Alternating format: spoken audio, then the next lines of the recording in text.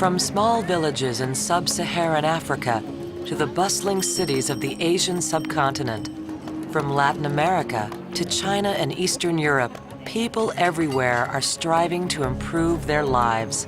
People seeking the same things: opportunity to learn, an identity and ownership that allows them to prosper, a chance to earn a living for themselves and their families, to use their imaginations, to take risks and possibly fail, but to increase their options and to reap the rewards if they succeed.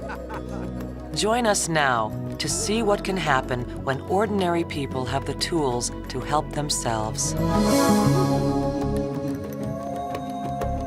Major funding for this program has been provided by the Barney Family Foundation and the Green Children Foundation. Somewhere on Earth, at this very moment, a child is beginning its journey through life. 250 babies are born every minute, 15,000 an hour, 132 million a year, each and every year. And among them may be the potential to cure disease, to reinvent the future, or to change the course of world history. Because people are the world's ultimate resource.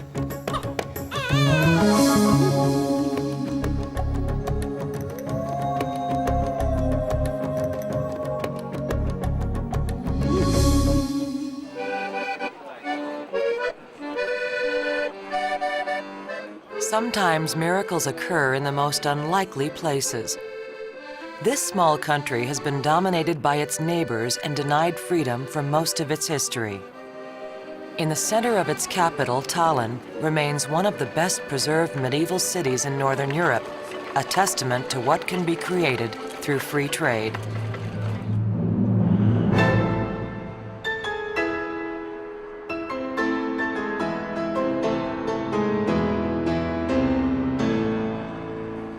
Since its independence from the Soviet Union in 1991, sweeping economic reforms have transformed Estonia. It's now the most competitive new member of the European Union, and the Wall Street Journal ranks it as one of the freest economies in the world. Johan Norberg is a Swedish author and scholar specializing in global trade issues. A lot of tourists today. Just 15 years ago, this was a poor part of the Soviet communist dictatorship. There were bread lines, 1,000% inflation, but then with the right institutions, democracy, free trade, free markets, suddenly people had the opportunity to improve their lives with entrepreneurial creativity. And now this place is booming with the fastest growth rates in Europe. So it shows the rest of the world that freedom works. In an older neighborhood on the outskirts of Tallinn is the home of one of Estonia's most dramatic success stories. The Estonia Piano Company is now producing an instrument that rivals the finest pianos on the market. People everywhere are entrepreneurs. They want to produce, buy and sell things because they want to improve their lives for themselves and for their families. And Estonians have always done that. They were creative, entrepreneurial up until the communist occupation. For 50 years, Estonia was ruled by the Soviet Union, its economy stifled by the central control of production and distribution. Although Estonians won their independence from Russia after the First World War, they lost it again to the Soviets during the Second. In those bleak times, the Estonia Piano Company manufactured instruments only for the Soviet republics. Like most young Estonian men, Urmas Uranorm was drafted into the Soviet army. Today, he's a master craftsman, but still remembers the hardships of his youth. Nõukogude ajal oli ikka kõik asjad olid hoopis teistmoodi. Pidi, et kauplusest kas või apelsine saada, pidi tutvusi olema tagauksest. Janus Randveer is also a master piano craftsman. He has worked at the Estonia Piano Company for 45 years. He will never forget the Soviet era. Selleaegsed ärksad inimesed, mul isa oli ka niisugune, viidi ära, lihtsalt viidi ära. Oli oma 2-13 aastat metsatöödel ja kaevandustes ja Siberis ma olin 8. klassi poiss, kui ma praktiliselt esimest korda nägin isa.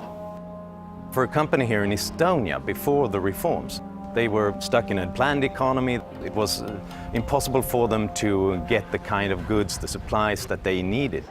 With the abolishment of price controls, of protectionism, of communism, suddenly this entrepreneurial spirit springs up and creates magical wonders.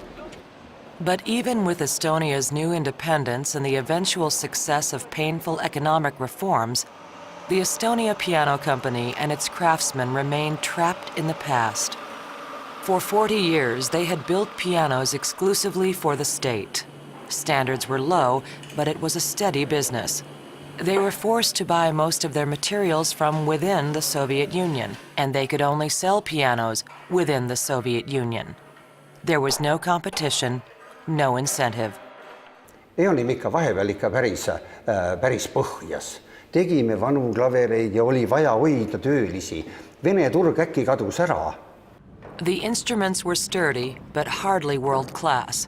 Production dropped from 500 pianos a year to a low of 49 in 1994. The National Concert Hall in Tallinn. Urmas is here with his daughter, Triin. He's on assignment.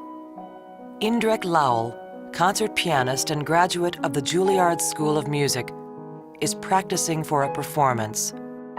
He's playing a new Estonia piano, and Urmas is here to ensure it's in perfect condition. Urmas, palun tule appi.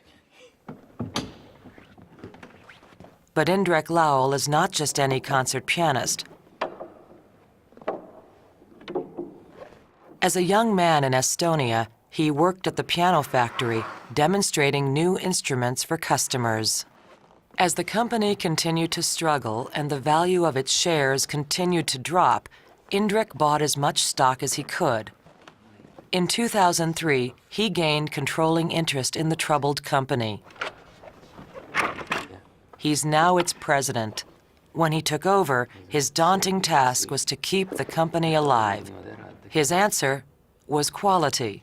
Piano is bought once in a lifetime, and so they want to get the most beautiful piano sound, the most beautiful quality piano they can get. I thought that the best we can do is offer the most quality instrument we can make. Centrally planned economies don't work because you can only get people to do the same old thing, to repeat what they've already done, the same old piano, for example. What you need is the new entrepreneurs, the innovators with strange new ideas who come in from the side, like this guy who comes with a brilliant idea for a new piano, introduces hundreds of changes, and then suddenly is going global, selling all over the world.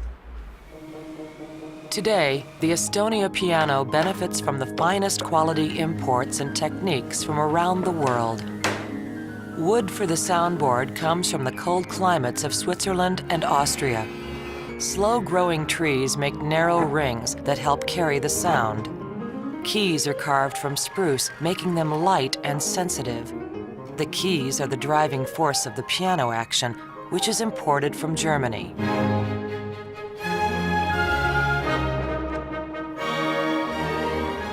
All the bass strings are handmade at the factory. Copper wire adds width, which lowers the tone. Master craftsmen shape and soften the hammers until the sound is rich and concentrated. Every piano is broken in by this unique machine. The strings are stretched. It is then sent for tuning and voicing. Now, in a new, free Estonia, having abolished all the tariffs and become a part of the global economy, it's possible for an Estonian piano company, for example, to buy the best goods, the best supplies, the best material from whichever source it happens to be, wherever in the world. Then they can also improve their goods and sell it to the rest of the world. We still have 88 keys, and the amount of strings we have on the piano is the same. Everything else has been changed. It's a completely different instrument what it was. To help save the company, Indrek enlisted the help of his father, Venno Laul, An internationally known choir director, Venno works alongside the craftsmen, supervising the many changes and ensuring quality. During World War II, he was only 5 years old when the Germans imprisoned his father and executed him. Kui me saime vabaks, siis oli see niivõrd suur muutus kogu meie ühiskonnale, et me esialgu ei saanudki võib-olla aru, mida alanud uus aeg meile tähendab. Alles nüüd maailma avanedes meie jaoks. Meil on ka kaupa, mida suurde maailma saata.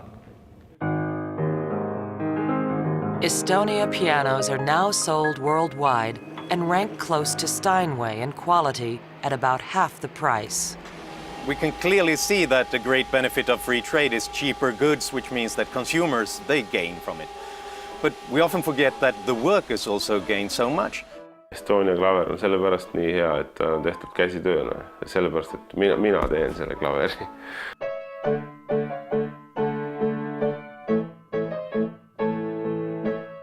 Et kui keegi klavereid ei osta, siis minu elu ka ei lähe hästi.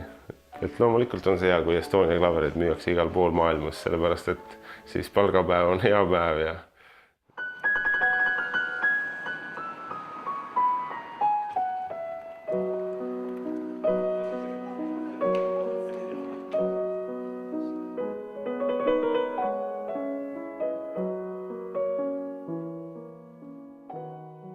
We have created the Estonia sound.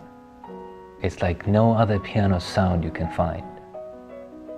It has that deep, romantic, rich tone that for me represents not only Estonia piano making, but also Estonia musical culture. I don't think without free trade, our company would even exist right now. Julgeksin öelda küll kõigile rahvastele, kes veel ei ole saavutanud vabadust ja vabakaubandust, et see on eesmärk ja see on ideaal, mille nimel ei ole küll liiga suur ükski ohver. Selle nimel on tasunud elada, et seda kogeda.